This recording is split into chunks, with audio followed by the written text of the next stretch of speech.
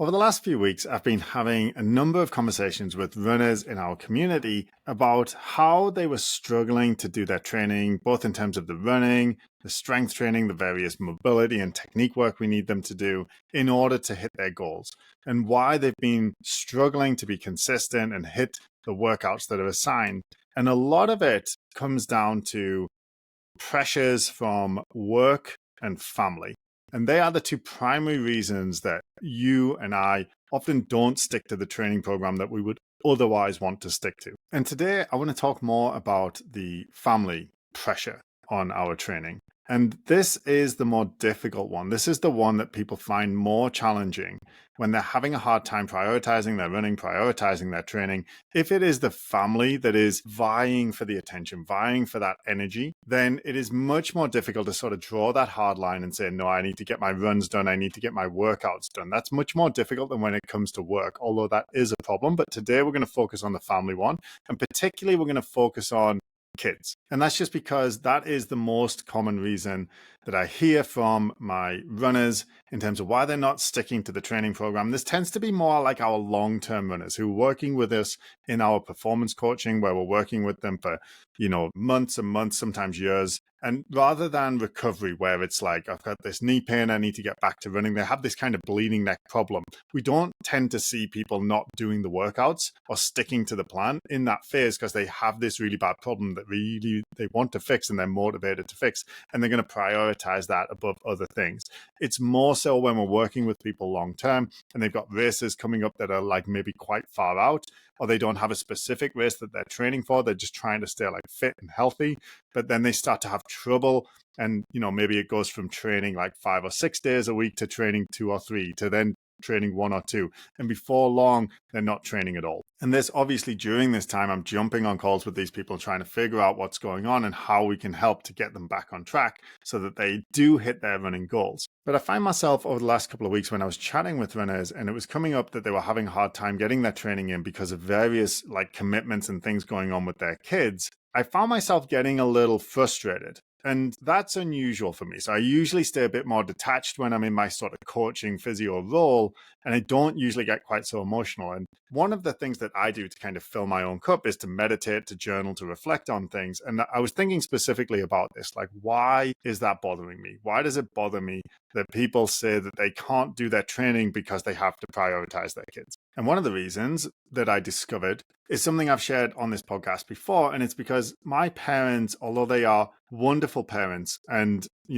being a parent of young kids, 1 and 3, they are really the role model for me. They gave me a fantastic start in life. And a lot of the kind of happiness and life that I enjoy today is fully credited to them. So I'm not trying to throw them under the bus in any way. But one of the ways that I don't try to emulate them is when it comes to prioritizing themselves. And that's because my parents have always been sort of prioritizing their kids. They were very much the people who would say, that they had a hard time doing things or sticking to things because of their things that they were doing for their kids. And now in the second half of their life, they've had significant health challenges, both physically and mentally, which obviously I'm not going to go into publicly, but they have had a harder time. And although some of it can't be controlled for, a lot of it is to do with the fact that they've spent 20, 30 years not prioritizing themselves, not prioritizing their own physical and mental health. And now they're in this situation where they're having challenges with those things and it's too late to do something about it. And the reason that I find this a little triggering when I hear it from other people is because I spend a lot of my time worrying about my parents, about my mom and dad. And the idea that someday Lachlan, my son, or Cormac would be, 20, 30 years from now, sitting around maybe talking with his brother about me and worrying about my physical and mental health and the fact that I'm not looking after myself and haven't been, or prioritizing my own physical and mental well-being for a long time, that seems really backwards to me. That doesn't seem right. It seems like I'm the dad. I'm the one who's supposed to be worrying about him, not the other way around. And the fact is that as parents, if we don't look after our own physical and mental health, then we are no use to our children. And worse than that, if it goes on for long enough and we start to suffer mentally and physically, then not only are we not going to be able to support our kids, but we're actually going to become a burden on them. And I've spoken with thousands of runners over the years, and I always ask them, like, why do you run? And every time I get some variance of the answer for my physical and mental well-being. So if running is how we maintain and improve our physical and mental well-being, and it's so important to us, then why are we not prioritizing it over and above commitments to our kids? And this is not the way I see it. I do not see that my kids are number one, which is something you hear from parents often, that I prioritize my kids, that my kids are number one, that I do anything for my kids. And I just don't see it that way. Because I am no use to my kids if I'm not healthy. I'm no use to my kids if I'm not physically and mentally well enough to look after them, to provide for them, to guide them. So my kids are not number one. I'm number one in my world. And Lachlan, my son, in his world, he's number one. And the reason he's going to set himself as number one and prioritize things that he should do for himself is because he's going to see me doing that. And these prioritizations, these are the result of thousands of small decisions. This isn't a one-time thing. This is thousands of small decisions based off the back of this internal belief that I'm number one, my kids are number two, work and friends, they're number three. My wife gets in at number two with the kids. I have a good example of this from the weekend. I was scheduled to do a zone 4 intervals session, and I hadn't had time to do it in the week, and it had to be done Saturday morning. Now, when I woke Lachlan up from his slumber, as he was covered around, he realized it was Saturday. And Lachlan's only 3, so he talks like this: Daddy, bike, park. Daddy, orange bike, park. Because that's what we normally do on a Saturday morning. We go on the bike to the park. And I had to say, no, I'm going to put you in the stroller with your brother, and Daddy's got to go for a run. And immediately he starts crying. He's like, Daddy, park, Daddy, park. And that's one of the small decisions, right? How many parents in that situation, you might have done it this week, would say, okay, I couldn't do my run today because I had to go to the park with the kids. Or maybe they'd say, oh, I'll try and get the run in later, when in reality they're not going to because they know they don't have time.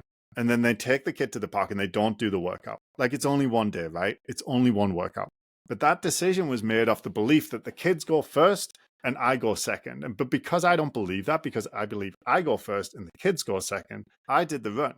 And because of that, I'm going to string those decisions together, dozens, hundreds, thousands over the years, where there's going to be the opportunity to either prioritize the kids or prioritize my own physical and mental well-being. And I'll prioritize myself because I know that if I'm going to pour into their cup, I have to fill my own. So if you're able to see the video, I've made a little illustration of the way I see this. And it's like a pyramid of glasses. Like with the top glass, there's water pouring out of a jug into the glass, and then it's draining down the sides of the glass because it's full up, and there's 3 glasses below it, and the water from the top glass is overflowing and filling up the other 3 glasses, and then those glasses are overflowing and flowing down to the bottom layer where there's 7 or 8 glasses, and the water's filling up those 2. And this is the way I see it. The top glass, that's me.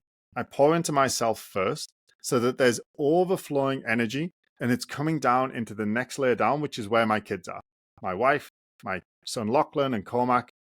The water flows out of me and goes into them. And then from there, it drains down further into my work and my friends. So that's why there's plenty of room left at the bottom and plenty of water overflowing to fill up the bottom glasses as well. But I always fill up the top glass first. And this is the big takeaway from today, is to see yourself as that top glass, to fill up the top glass first so it's overflowing and flowing down into the glasses below, which is your family, and overflowing from there into the glasses below, which is your work and your friends. And prioritize your decisions in that order.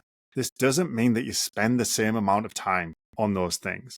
I spend a lot more time working and looking after my kids than I do doing my runs and my workouts. Far more. But the prioritization of how I make decisions stems from the rubric of, okay, I'm first, then my kids, then everything else. And the way I pour into my own cup is I have lots of things that I do to keep myself physically and mentally well. And running is a huge one. It's right up at number 1, but basically a daily workout of some sort. So running, strength training is the other one I do a lot of. And then days when I'm needing to rest from those things, walking for at least half hour. So all of us should be filling up our cup with at least 30 minutes every day of walking, strength training, running, or some other kind of physical activity. And when I plan my calendar for the week, these are the first things I put on. My workouts go on first. And if there's some sort of conflict, I'm going to move things around to make sure that they get done and they have an allotted time every single day. And then I also, on my calendar, I have another color for family stuff. And that gets put on, and then things get moved around to make sure that I can accommodate the family stuff. And then last of all is my work. So if there's any conflicts between the family stuff and the work stuff, I'm going to move things around and make sure that I have the blue ones, that's for myself, my workouts and that kind of thing. Then the green ones, that's for my family. And then the purple ones, that's for work. And then there's space for all of it, but there's something every day for myself. And then this way of looking at things translates over into meal prep, nutrition, sleep, stress. All of these things are about filling that top cup so that you have plenty of energy or water flowing over the sides and coming down into the others. Because if you're not looking after yourself, then what really do you have to offer those people around you?